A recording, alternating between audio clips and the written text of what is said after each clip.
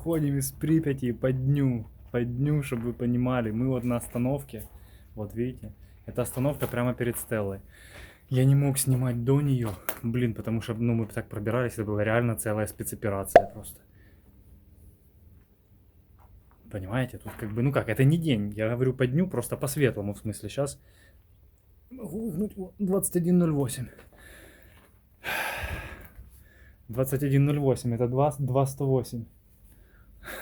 Шаришь? Короче, ребята, блин, это была целая спецоперация. Я сейчас попробую выйти чуть-чуть показать. Вот там вот за мной мост смерти и КПП. Вот там вот. Вот там. Блин. Ну у нас получилось. Мы на остановке. И теперь задача наша дождаться темноты. Вот. Дождаться темноты и идти на дугу. А там у нас масса, блин, планов, масса приключений нас там ждет. Потому что мы проведем там целый день, посетим массу интересных мест и, конечно же, изучим городок Чернобыль 2. Вот.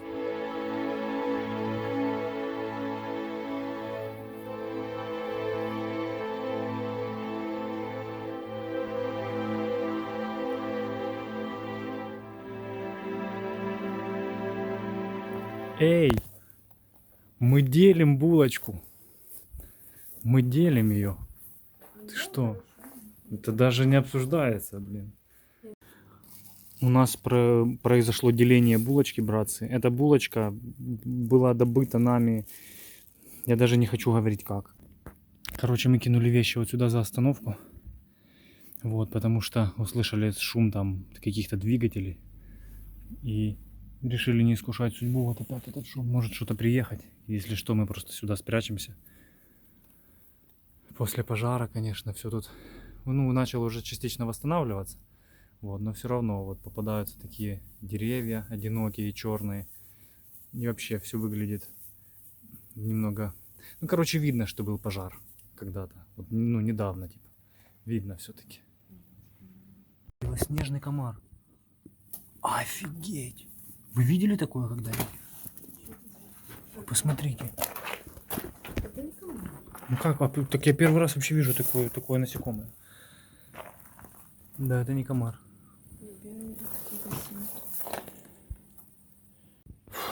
Меня на этой остановке, ребята, так достали комары бесконечно просто, что я решил выйти на дорогу, блин, и сижу вот на асфальте. Вот.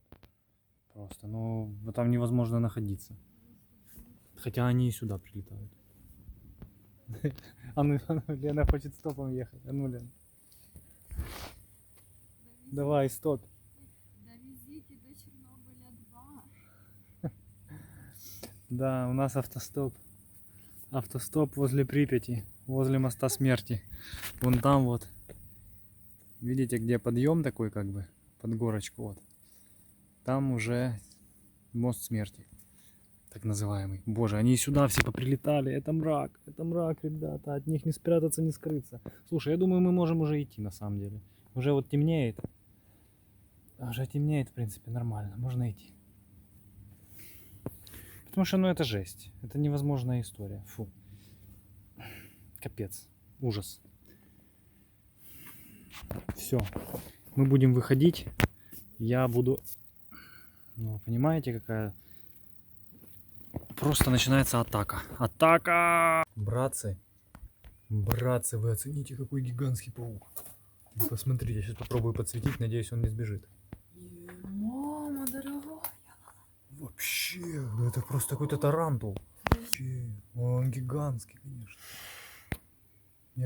Блин, я не знаю, с чем сравнить. Я сейчас попробую свой палец поставить рядом. Блин, ну мой палец далеко, поэтому кажется, что он большой. Да он может на тебя прыгнуть. Блин. То есть есть такие пауки. Короче, ну я не знаю, что как... Ну, мне кажется, что он размером где-то почти со спичечный коробок. Примерно такой. Ну, он реально огромный. Еще у него вот эта хрен... Это, типа, это жопа такая у него. Да, просто гигантская жопа. Короче, очень большой и стрёмный чувак. Ребята, мы выдвинулись. Темнеет. Темнеет. И как бы поэтому качество картинки, ну, я думаю, вы понимаете, с чем это связано. Именно с темнотой. Но не о том речь. В общем, мы движемся в сторону дуги. Темнеет очень быстро. Поэтому мы позволили себе выдвинуться еще до полного потемнения, скажем так. Вот. Я постараюсь делать какие-то включения по дороге, но не уверен, что это получится. Так как темно, собственно. Вот. И не хочется садить девайсы, садить батареи, лишний раз подсвечивать. Но если будут какие-то интересные моменты, то, конечно же, я с вами ими поделюсь. Братцы, смотрите, вот один такой вот укус монструозный. Вот какое-то попадается такое насекомое, короче, оно так кусает безбожно. Вообще, вот посмотрите просто какой укус. Его ночью видно без фонарика на самом деле. Что это этот паук? Просто с ума сойти. Ну я его бальзамом сейчас помажу, конечно, но это жесть. И очень чешется, кстати, он. Блин, ребята, извините, что так темно, но я не могу этим не поделиться. Вот после последнего, короче, только что я вот записал этот видос. Видите, еще больше стемнело.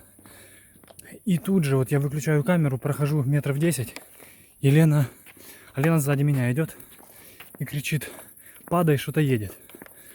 Вот, и тут такой как бы возле стелы такой склон типа небольшой.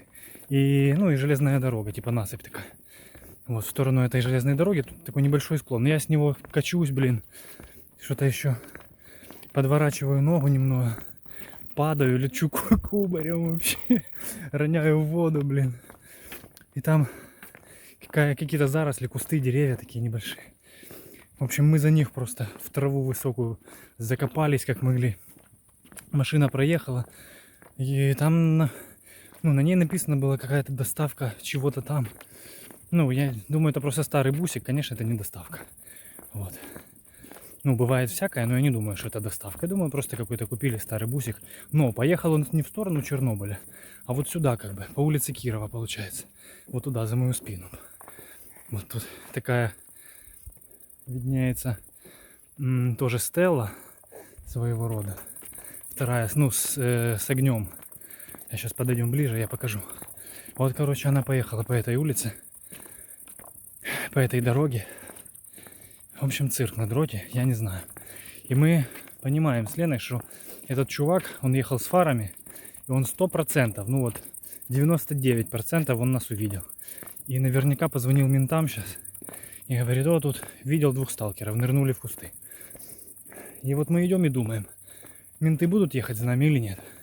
С точки зрения ментов, ехать за нами очень тупо. Почему? Потому что, ну как бы предположить, что мы сейчас будем идти по дороге, сложно. То есть, скорее всего, мы просто тупо упадем где-то в лес и будем ждать их, пока они проедут. А искать нас в этих бескрайних чащах, ну это гиблое дело вообще. А мы идем. Да, мы идем. Если только услышим звук, то будем нырять. Бежать, нырять, зарываться в землю. Вот. Фух. В общем, идем в быстром темпе. Максимально удаляемся от стелы. А вот этот факел. Сейчас я покажу. Вот этот факел я имел в виду. Вот он. Это тоже на выезде как бы с Припяти. Дальше стелы. Вон идет Лена. Фух. В общем, ладно. Мы сейчас будем максимально ускоряться и двигаться в сторону новых приключений, новых открытий и новых мест. Так, все-таки что-то едет. Надеюсь, не за нами. Вот тут в кустах упали. Блять.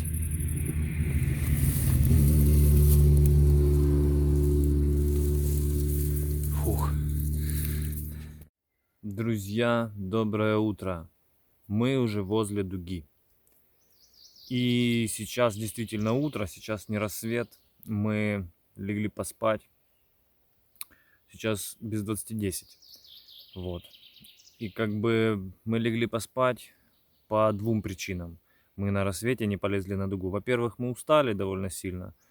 Вот. Ну, как бы я это связываю с тем, что вот присутствует накопленная усталость, так как мы, ну, мы в зоне отчуждения на минуточку уже, блин, вообще 18 дней. И за все это время было пройдено какое-то фантастическое количество километров, естественно, искусанные, побитые ноги, ну и вот это вот все. Вот. И как бы ноги устали, побаливали, мягко говоря. И, значит, кроме того, за нами шла вот буквально шаг в шаг еще группа. Ну как, я бы не сказал, что это сталкеры, знаете, ну то есть там один проводник и 4, ну, наверное, человека 3-4, ну, таких перворазника типа. Вот. И как бы они сначала были на расстоянии там 4 километров, а потом мы немножко залипли, ну потому что мы вышли рано, вот, еще засветло, вот, мы немножко залипли, один раз, второй раз, ну, позволили себе отдохнуть, посидеть, вот. И они нас уже где-то оставалось до дуги, до городка Чернобыль-2 километра, наверное, 3-2,5, где-то так. И мы увидели, что расстояние с 4 километров до них сократилось, наверное, метров до 500. Вот. И я решил, что это, ну, как-то уже совсем... И они, видимо, тоже нас увидели, потому что, ну, там фонарик тоже мелькал, хотя в основном мы ночью ходим без фонаря. То есть они в основном шли с фонарем, а я даже не понимаю зачем, потому что и так все видно. Вот, ну, в основном. То есть бывают моменты, конечно, когда не видно, но в основном все видно, да. Ну, и я решил, что это уже совсем никуда, ну, и не годится позволить им нас догнать. И мы встали и сделали такой большой рывок. Ну, скорее, небольшой рывок, в общем, да. Пришли сюда, как бы, под дугу. И зашли в лес передохнуть. Вот. И как раз услышали, что они, видимо, пошли другой дорогой. И они залезли на дугу. В общем, кричали там громко очень. Вот. И, по-моему, что-то даже бросали. Вот. Ну, хотя там и так оно падает периодически что-то. Так что не совсем понятно, то ли они бросали, то ли оно само падало. Но суть в том, что чуваки действительно очень громкие. То есть вообще громкие. И это во-первых. А во-вторых, я еще решил, что, ну, как бы я не хочу летать, и, ну, и вообще снимать, и как делать участниками, ну, своего блога, в общем, съемок, типа каких-то этих людей, которые там залезли и орут.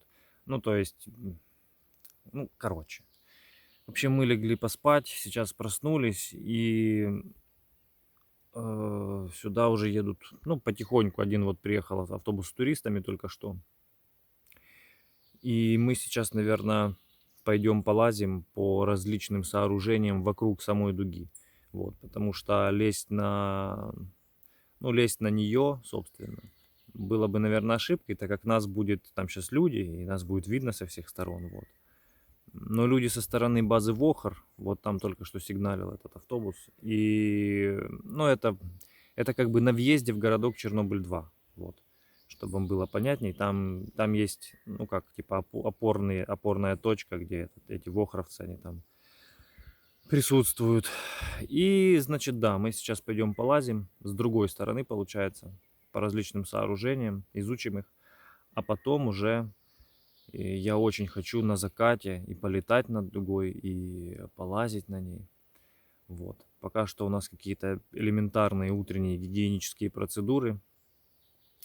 Вот, поспали мы всего ничего, там, наверное, часа 3. Блин, ну он где-то далеко, пока он сюда не подлетел еще.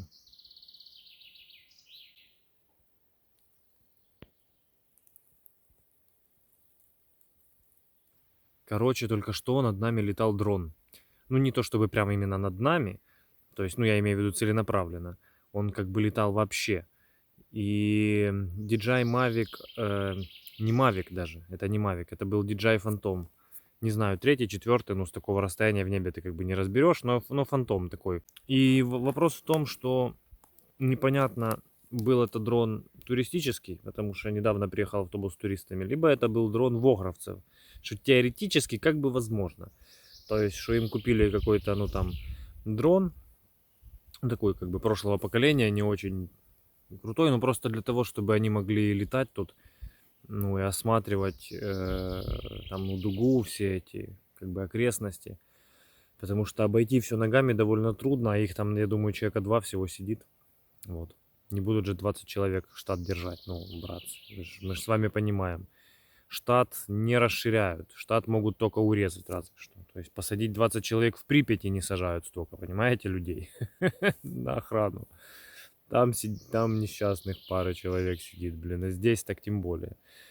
Вот. Территория большая, дуга очень высокая и тоже. И на самом деле с расстояния не всегда даже понятно, что наверху есть там кто-то или нет.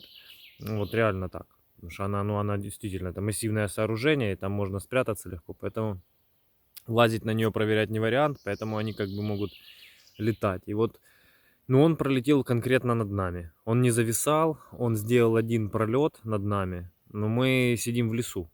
То есть, по идее, ну, теоретически, он мог нас не заметить. Вот. И он второй, как бы, назад над нами не возвращался, то есть не фиксировал дальше. То есть, ну, может и не заметил. Не знаю. Не знаю даже, что сказать. Может, мы сейчас немного переместимся. Мы уже выдвинулись и нашли кусты малины. Ну, точнее, нашла Лена. Ну, как нашла? Она их увидела возле дороги. И мы вовсю врываемся в этот малиновый движ. Туристы едут назад, вот прямо сейчас. Издалека их слышно, наверное, ну, на камеру не будет слышно.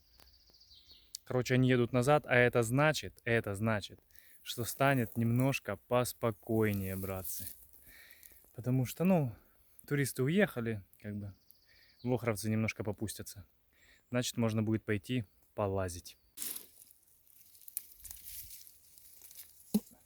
Блин, малина просто бомба, конечно. Тут если углубиться, то вообще миллион.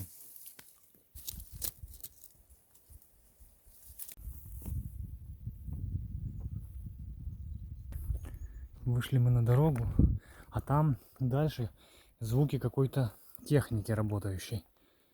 Вот. Короче, мы вышли прямо вот к воротам. И сейчас мы пойдем в глубину вот туда. Что? Тут пролом появился. Пролома раньше не было. Надеюсь, я в него пролезу с рюкзаком. Пролез с трудом. Надо как-то бочком.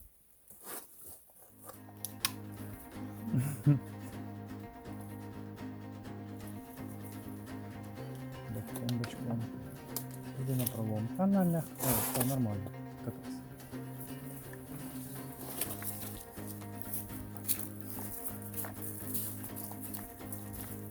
Сейчас, братцы, нас ждет масса увлекательных моментов.